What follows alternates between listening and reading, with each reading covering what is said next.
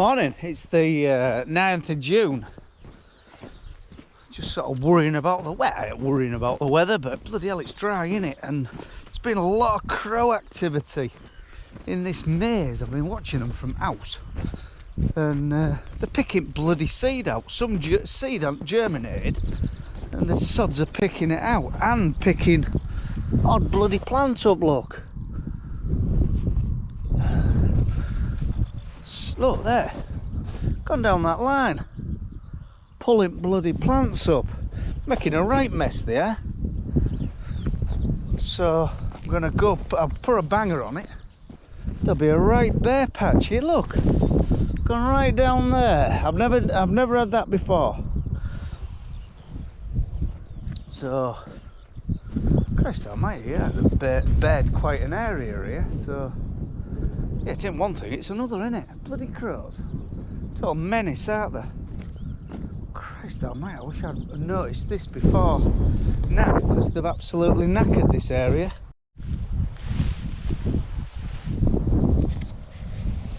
This is some spring barley on where it's been direct drilled, this land, for 4 years on trot now. And I think the land quality is in getting very, very good condition now. But it's just starting to suffer.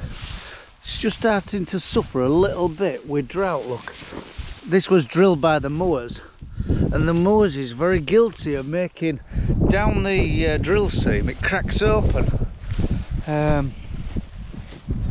But well, the land's cracking in general, to be honest. Look, you know, soon goes from one extreme to other. Just stood in our oilseed rape and it's nothing flash whatsoever.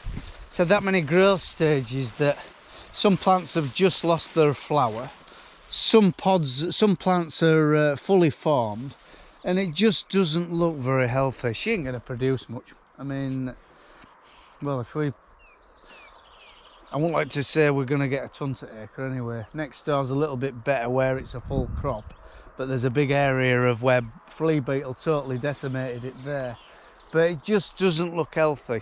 So out of 3 fields we've got 1 brilliant, 1 very, very average, 1 okay, but a lot of bare patches. So yeah, put rape growing down to experience this year. Yeah, we've learnt a lot. I think a lot of it was weather, flea beetle activity, maybe our seed bed wasn't quite right. We rushed this one in because it was forecast rain, and we rushed this one, and it did piss down. We had to, it rained us off, and we came back to it. But the rain seemed to disappear. The water what came disappear, and it sort of got it going, and then it bloody dried up to a drought again, which didn't do it any favours. But I don't know. It's not easy growing rape, is it? And very expensive. So if it ain't a success, I don't know. You need a fair crop to cover costs, sort of thing. But yeah, look, well, these are when they're going to be ready. It's going to be a massive problem when we decide on desiccating it. Like, you know, some of them are going to be nearly shedding, some of them are only going to be filling. So anyway, hey ho, we'll go and have a look at next field. My dog's grown, hasn't it? Bloody hell, it's all of a sudden got leggy. It's gone from puppy stage to proper sheepdog stage. So can't settle down much yet though. It's yeah, it's wild. In fact, it's a bloody good dog. It will make a good dog. And there is a sister up for grabs, because someone's taken her sister and can't handle her. I don't know whether it's free to go home, I don't know that bit, but if anybody wants a dog similar to her, there's one maybe going, so give us a shout. Very loving dog. Oh, it's brilliant with my grandchildren. It just gets on with Daisy. They just follow each other around. See, this is my second field of oilseed rape. We've had to knock 2 areas up here because they were full of blackgrass and they weren't complete crops. And this one's a pullover again, or roundupping. But around it is a fair crop.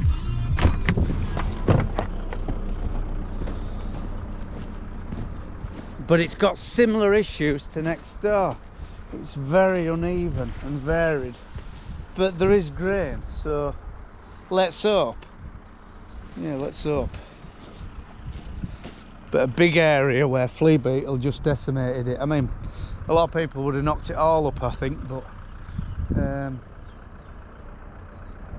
I don't know, we decided not to. But the plan is we want to get the crop off, want to get this 40-yard muck on, we want to get it full seed bed worked and see if we can get a right flush of blackgrass, and then sort of look into our herbicide plan at back end with residuals and one thing and another, and just see if we can, I don't know, just hammer this blackgrass. Our agronomist went to a talk yesterday, one of his training dues, and they says there's a little bit of new stuff about for brome and blackgrass, so let's hope we'll spend a bit more and have a bit cleaner do. So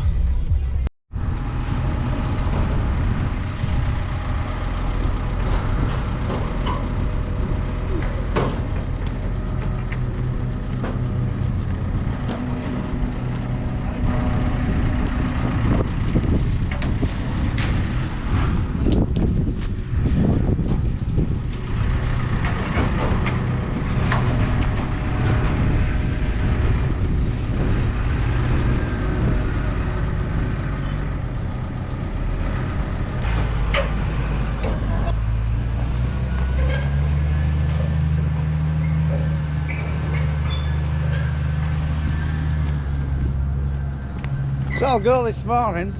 Paul and his brother and driver loading a load of stuff up to go to Romania, and he's got a plough, a forager, a baler, loads of household stuff. There's a digger already on, so they're sort of working round the digger, and yeah, it's all go.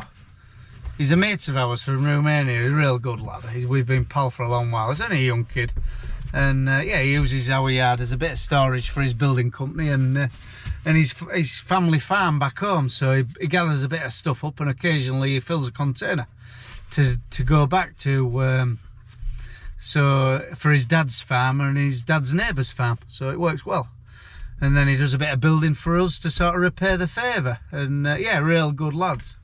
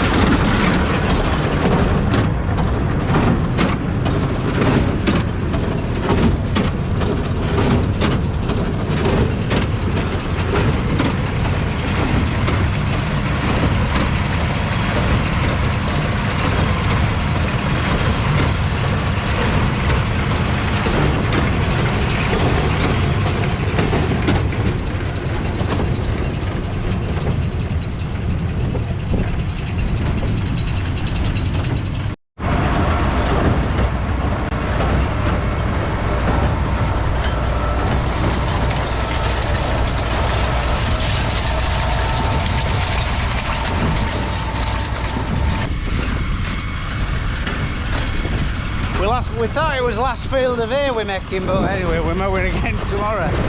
I was going to leave it until I come back off my jollies, but we're going to mow it tomorrow, and it's hell of a forecast.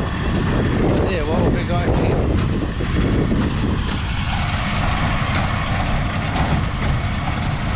Oh dear, looks like we've had a baby Bambi. Oh, it's a fox.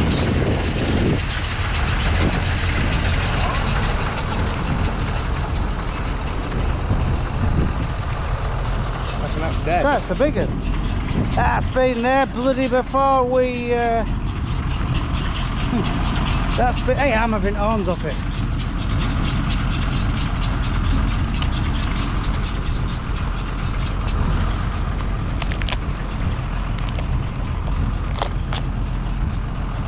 That's been there longer. That's been there all year, hasn't it? Whether it's been hit by a car. Oh, it's like... Oh, leave it. Like where are you going with it? Over there. Oh. I'll do a baler.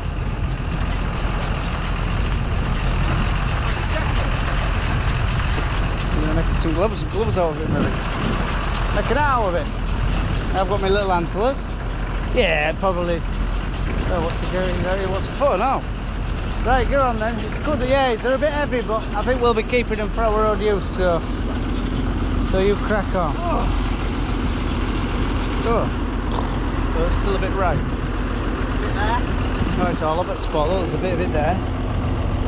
So by the time it's been through the mower, turn her a few times, and now we're rowing up. There's that much left of it. The rest of it's blitzed.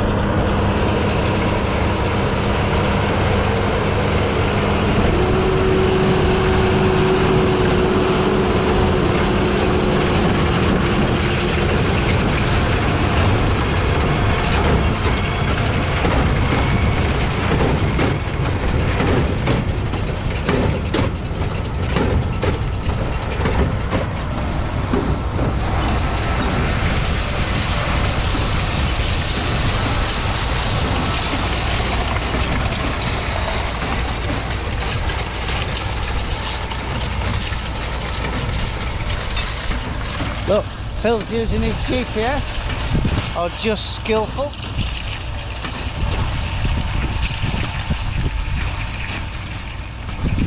To the 6 inches really. Hell of a swap, that's nice stuff. Some would say a bit stalky, but I don't know, for what we want it to do. We want to feed our fat cattle on this. As much barley as they can eat, and we'll feed and that alongside it, so that sort of makes the barley sort of make their ruminant work, their stomachs work. It worked last year, it really worked well. We fattened our heifers a lot quicker than we usually did, and we fed that and ad lib barley. Well, obviously with concentrates and minerals and well, it wasn't molasses, it was a syrup from whiskey distilling actually, and it worked really well. So we're going to do the same again this year. But what a beautiful Friday afternoon. There is not a cloud in the sky, look.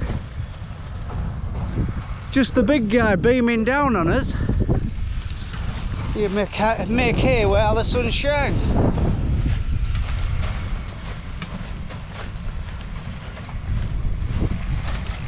I think it's best time of year is hay time. I love it. You know, it just the smell of it, I don't know. It's a bit of a dying trait, isn't it really? It's all silage and you know, big massive machines. Well, I used to like little baling. My mum used to come with basket at allowance time, and we used to have a cup of tea and cake, and yeah, it was a nice time of year.